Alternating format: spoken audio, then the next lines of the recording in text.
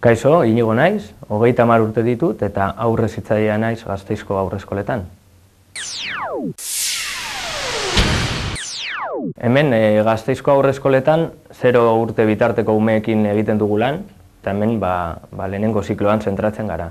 Eta lana batetik umeen behar asistentziala kasetzen ditugu. Baina ez gara horretan soilik geratzen, gero saiatzen gara umea gero eta autonomoagoak izaten. Gu gara laguntzaileak eta laguntzen diegu bere umeen bidea egiten.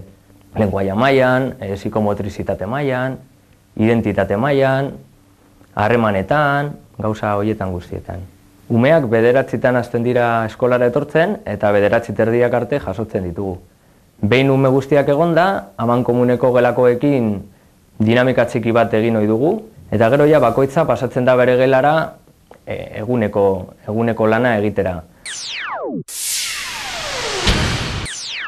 Ni beti ikasi izan dut zientziatan. Orduan nire aukeraketa hortik izan zen nire lehenengo aukeraketa, eta aukeratu nuen ingeniaritza.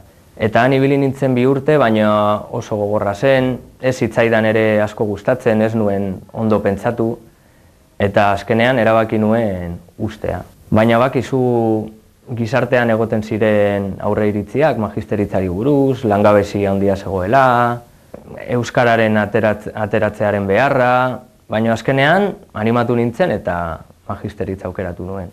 Formakuntza osagarria ere jaso dut. Euskararen ingurukoa. Nik beti A ereduan ikasi dut, azkenean lortu nuen ega ateratzea.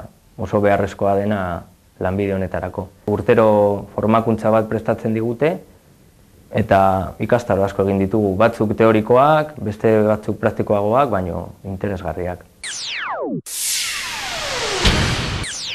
Nire lehenengo lanak ikasten nengoenean hasi nituen. Hasi nintzen zenbait ikastoletako jantokietan lanean, eta horrela ibili nintzen ikasketak bukatu arte. Gero, hasi nintzen ludoteka batean lanean, eta ja handik urte betera lortu nuen nire lehenengo lana haurreskola batean. Esan behar dut, oso pozik nagoela lan honetan eta oso gustora aurkitzen dudala nire burua. Pentsatzen dut oso lan aberasgarria dela. Eta oso polita da ikustea umeek nola aurrera egiten duten, umeekin sortzen den lotura afektiboa, oso lan aberasgarria zentzu horretan. Gero ere ekonomikoki, esan behar da, hezkuntza publikoa nahiko ondo ordainduta dagoela. 7 urte ia daramatzat hemen haurreskoletan lanean, eta etorkizunean gustoko nuke plaza bat ateratzea udaletxean.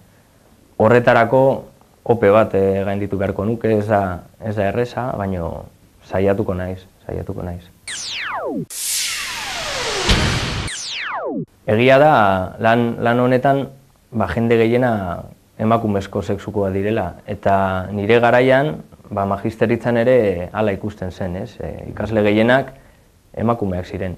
Batzuei arraroa egiten zaie mutil bat ikustean lan honetan, eta batzuk kezkatzen dira eta esaten dizute, baino zu gai izango zara, ez dakit, umeari painal bat aldatzeko edo sentibera izango zara, eta batzuei arraroa egiten zaie, baino gero ezagutzen zaituzte eta, hemen bai neskek, bai emakumeek, bai gizonezkoek berdin egiten dugu lan eskuz esku.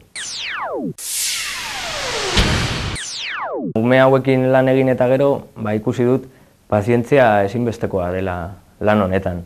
Sentibera ere izan behar duzu, zure burua jarri behar duzu umearen buruarengan ere bai.